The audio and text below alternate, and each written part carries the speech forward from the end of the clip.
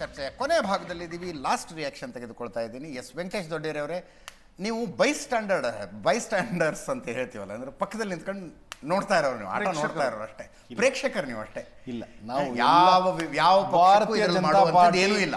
ಭಾರತೀಯ ಜನತಾ ಪಾರ್ಟಿ ಎಲ್ಲ ಒಂದು ಅವರ ಒಂದು ಏನು ಇದೆ ಈ ಇನ್ಎಫಿಷಿಯನ್ಸಿ ಇದೆ ಅದನ್ನು ನಾವು ಪ್ರತಿಭಟಿಸಿದ್ದೀವಿ. ಅದನ್ನು ಒಂದು ತಾರ್ಕಿಕ ಹಂತಕ್ಕೆ ತಗೊಳ್ಳೋಕ್ಕೆ ನಾವು ಪ್ರಯತ್ನ ಮಾಡಿದ್ದೀವಿ.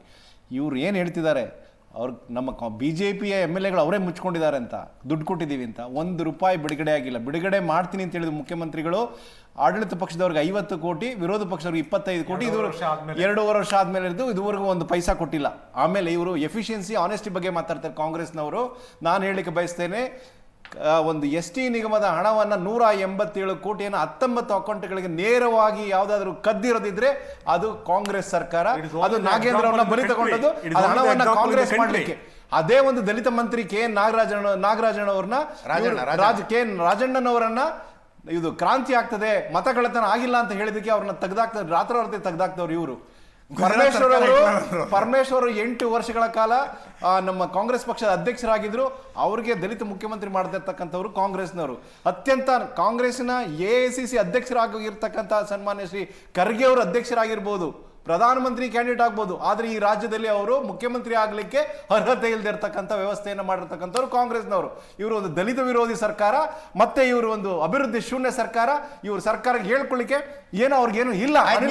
ದಲಿತ ಮುಖ್ಯಮಂತ್ರಿನ ಏನ್ ಹೇಳಿ ನೀವು ಮಾಡ್ತೀವಿ, ನಾವು ಡೆಪ್ಟಿ CM ಮಾಡಿದೀವಿ. ನಾವು ನಮ್ಮ ಆಡಳಿತ ಬಂದಂತ ಸಂದರ್ಭದಲ್ಲಿ ಸನ್ಮಾನ್ಯ ಶ್ರೀ ಗೋವಿಂದ ಕಾರಜೋಳ ಅವರನ್ನ ನಮ್ಮ ಪಾರ್ಟಿ ಮಾಡ್ತೀವಿ, ಅದು ಭರವಸೆ ಇದೆ.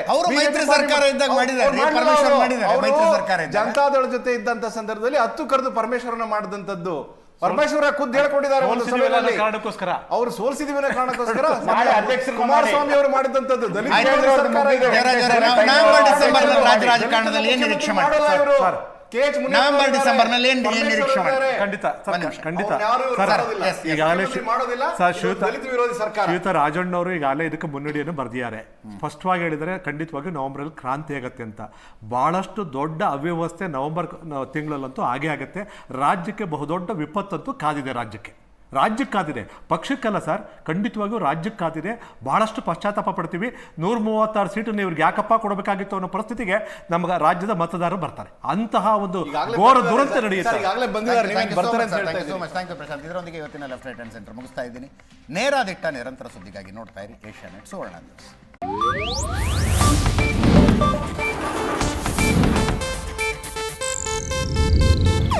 ಇದು ಏಷ್ಯಾನೆಟ್ ನ್ಯೂಸ್ ನೆಟ್ವರ್ಕ್ ಪ್ರಸ್ತುತಿ.